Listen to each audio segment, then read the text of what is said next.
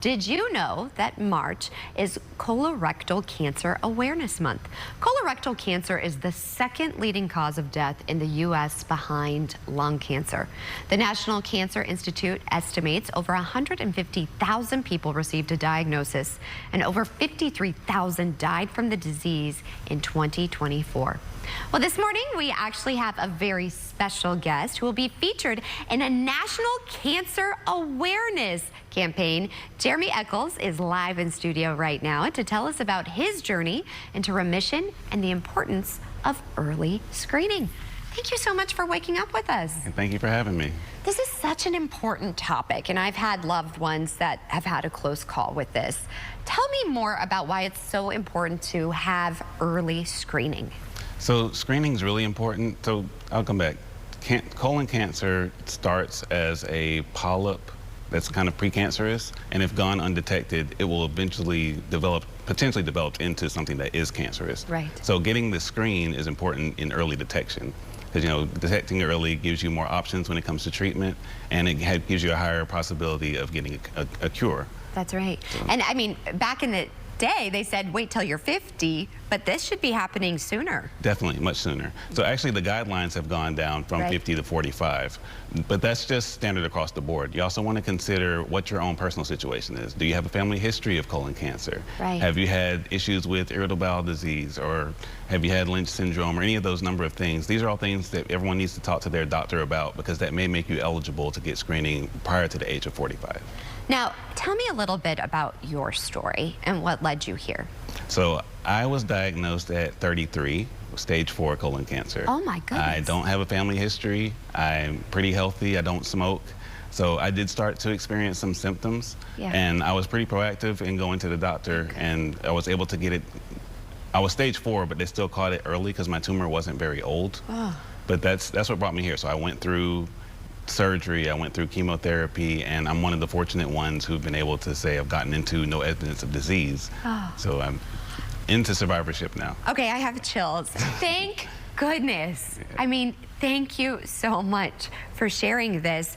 And what would you say to everybody out there thinking, I don't know if I should be screened or not? What would you say to them? I would definitely recommend to get screened. I know people have this concept of, oh, if I don't know, there won't be anything that's too terrible, but you definitely want to know. You want to find out as early as possible, to give yourself the options of getting the best treatment and to eventually to be cured. Right? And now you're part of this campaign. Tell me about this.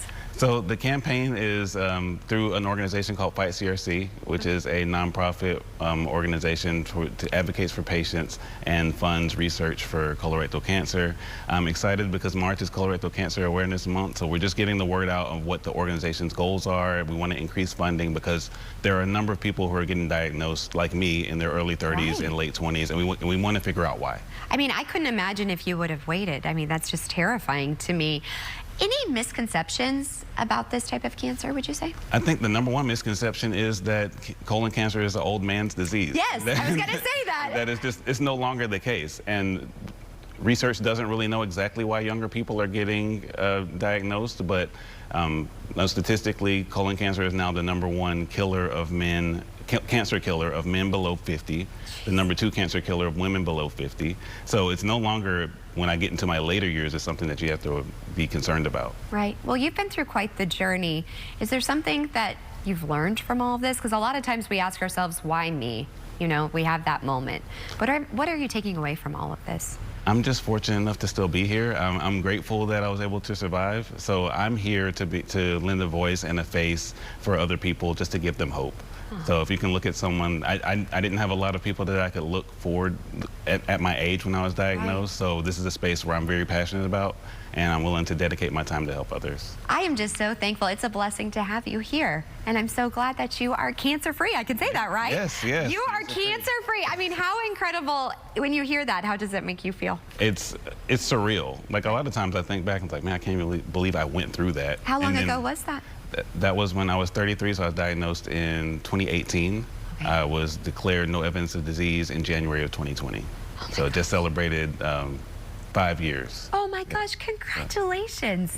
Yeah, you really have been through a lot. But now, thank you for sharing your story. Because I know a lot of men out there, they don't like to talk about their health yeah, or their journey. It's tough to get men to talk about. Yeah, and thank you for doing that and being vulnerable. And you're saving lives while doing it. And we all wore blue to honor you. Thank so you that's so what I much. wanted to. It's such an incredible story. So today I wanted to wear blue to support and honor you. And I'm just so thankful you're here with us today. Again, tell everybody where they can go for more resources and more about this nonprofit and the campaign. Yes, definitely go to fightcrc.org, and there is sections for patients, for caregivers, and for just family members who have loved ones. Okay. Well, we're in it together always. And we have a lot still to talk about on H-Town Live.